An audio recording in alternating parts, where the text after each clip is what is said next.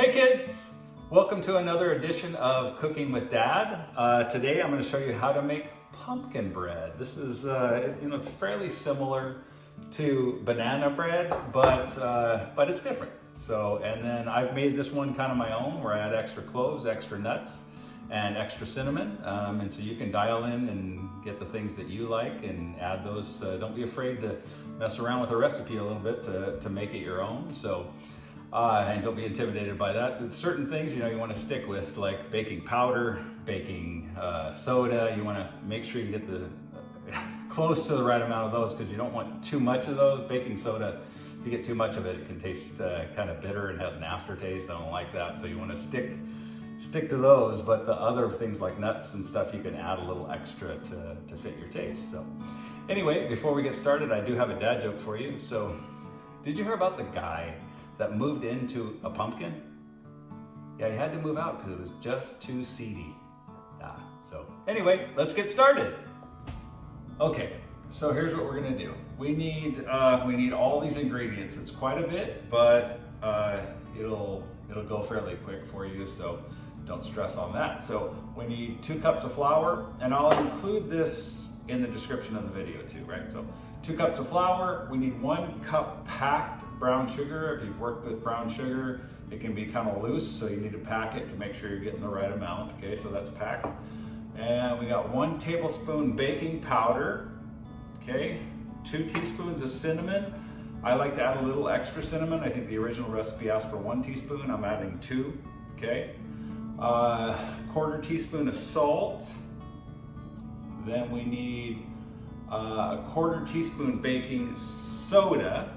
Okay, we got baking powder and baking soda in this recipe. You need a 1/4 teaspoon nutmeg. I've left nutmeg out before because I didn't have it, and it's fine. So if you don't have nutmeg, it's not the end of the world. Now cloves, I have a 1/2 teaspoon of cloves because I like cloves. You can lessen this if you want, but my recipe has a little bit more. So feel free to make your recipe your own. I know when I first started cooking and I read the recipe and it's like, okay, it's got to be exactly like this. But as I've kind of modified my recipes, I like certain things, and you've probably known that about me with the nuts.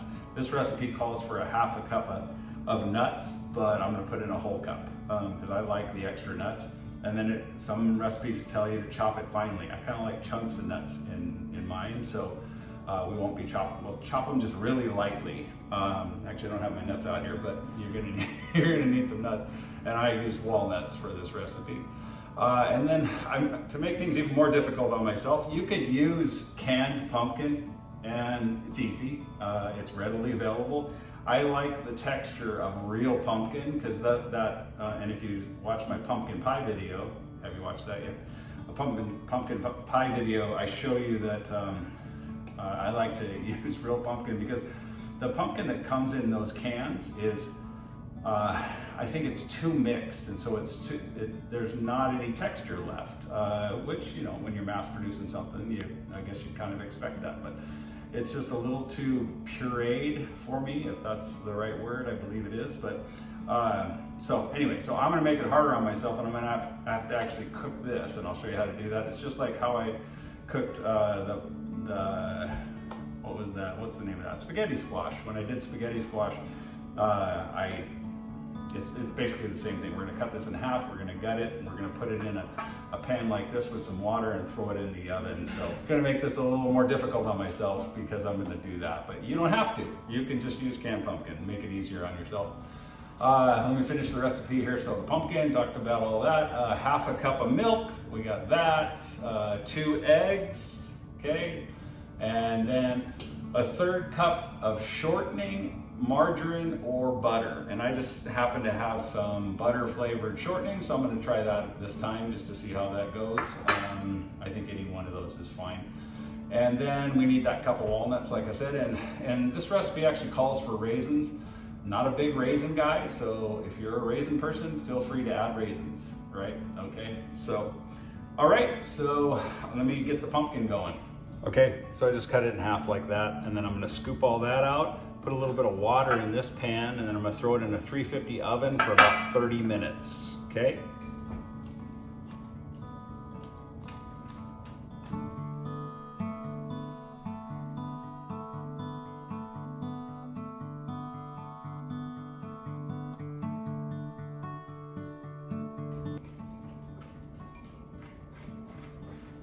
want to try to get that stringy stuff out of there if you can. It's not going to hurt anything though. Okay, and then we'll just set that face down in that water. Okay, and we'll put it in a 350 oven for about 30 minutes. Okay, so I just removed these from the oven. Been about 30 minutes. So they're going to be hot, and you can kind of tell that they're a little bit tender now too. So we could drain that water off, but let's just take a look here. Okay, so you can see what that looks like, right? So we're just going to scrape that out of there, and then we want to let it cool off too. We don't want to, because you don't want to mess things up with your things cooking too early. Like we did with the butter, when you soften butter, you don't put in hot butter in because it starts cooking things already.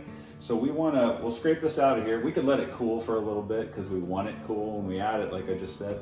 So you don't have no sense in burning yourself while you're trying to get this out of here. It's going to come out fine even once it's cooled. So yeah, so we'll just wait for it to cool down. Okay, so if we're going to go ahead and scoop this out of here, you just want to use your oven mitt and grab a hold of it, and we're just going to scrape it into here. This is probably going to be more than a cup, but that's okay. We'll just have a little extra pumpkin. Okay, and if it's not, you could always fill in with a little bit of canned pumpkin if you need to. Okay, so let's take a look at that real quick. See that? It's nice, good texture that you wouldn't get from a can, right?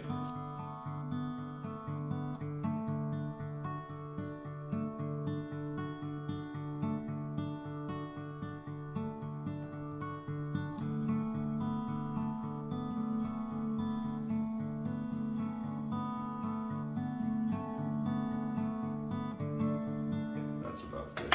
See, so now that's what that looks like. See that? You got those nice strands in there that you wouldn't get in canned pumpkin. You just want to mix it up again so it's kind of mushy. You don't want any hard pieces. Okay, and let's just let that cool for a little bit. All right, so while that's cooling down, we're just going to go ahead and add our ingredients. And if you've spent any time with me, you know that you got to mix your dry ingredients together so that everything gets mixed good. So we're going to do our flour. We're going to put it in our bowl here. Okay, and then we'll go ahead and add our baking powder. Kind of spread it around, make your life easier. Let me get a fork here. Okay, you can already start mixing it. And we can go ahead and add our cinnamon. Okay, and our salt. And then our, baking soda. Okay, and we can just kind of work that in, make sure it gets mixed up good, right? Okay. Okay, and now I'm going to add my nutmeg. And the same thing, spread it around. Okay, and then we're going to add our cloves. Okay. There we go, that stuff's all good. Okay. And just make sure that gets mixed good so you don't have chunks of something, right? If you added the liquid stuff already, you might run into chunks, okay? So now, we're pretty good there. Go ahead and add my sugar. Blug. Okay. So, a little carried away, stuff's getting away from me. Could have added the sugar with the butter and with the pumpkin, but I'm trying to speed things up since we're waiting for that pumpkin to cool down.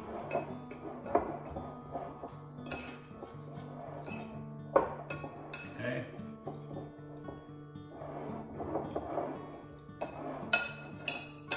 Because a lot of times you'll add your sugar in with with your wet ingredients. Okay.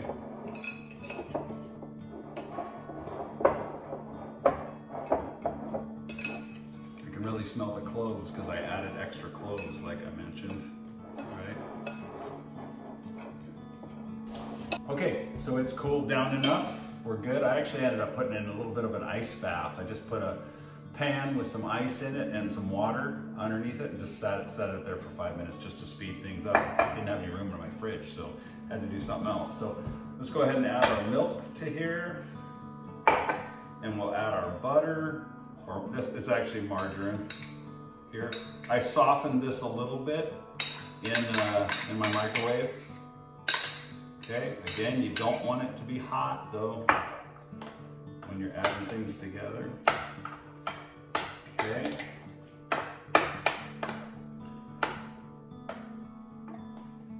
All right. We don't want to overmix it because we don't want to get rid of that texture that I worked so hard to get, right? So, okay. So we're good there. And then the eggs, I went ahead, this is another tip too that I haven't done in previous videos, but when you're cracking eggs, it's a good idea to crack it in a separate container, because that way if you get a shell in there, you can just pick it out. If I drop it in here, it's kind of hard to see if I drop the shell in there. I don't know about you, but I don't like finding shells in my food. So we're gonna go ahead and add that in. Okay, it's all coming together here. Just about got it. Just don't overmix this, but we do want to make sure that butter is mixed, or the shortening. I added shortening in this one. So you got to make sure that that's getting mixed in good so you don't have chunks of margarine. Okay. Or shortening, or butter. Okay. Looking good. Now we can transfer that into here. Oops, I got a little bit on the back side there. I don't think I'm gonna need that anymore. Now let's add this in here.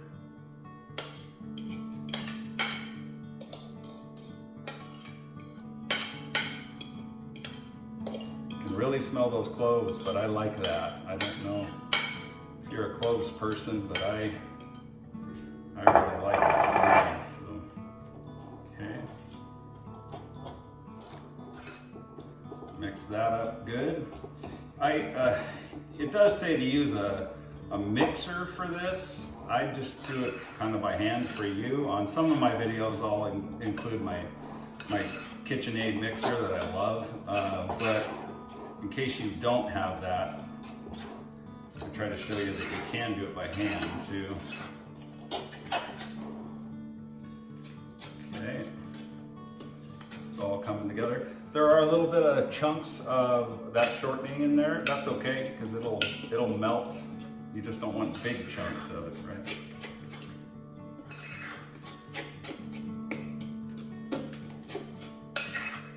Okay, we are almost there, and then we got my nuts. And this is how I like the nuts.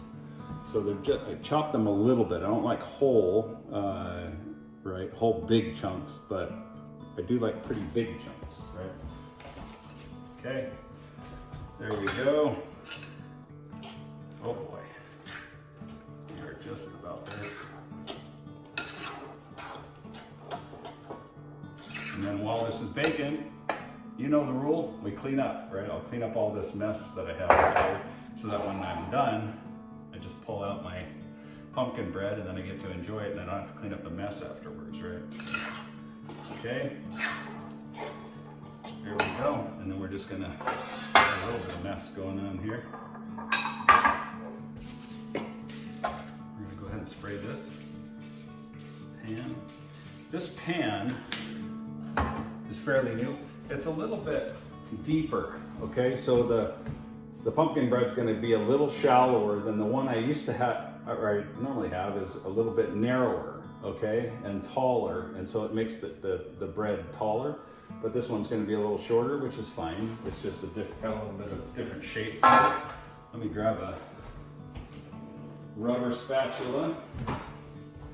Okay, go ahead and scoop this guy into here.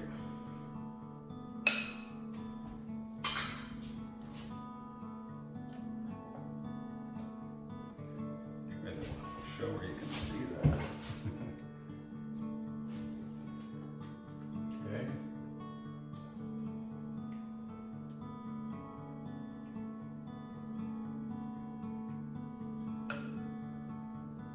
There we go. Now we're going to put it in a 350 oven for 60 minutes.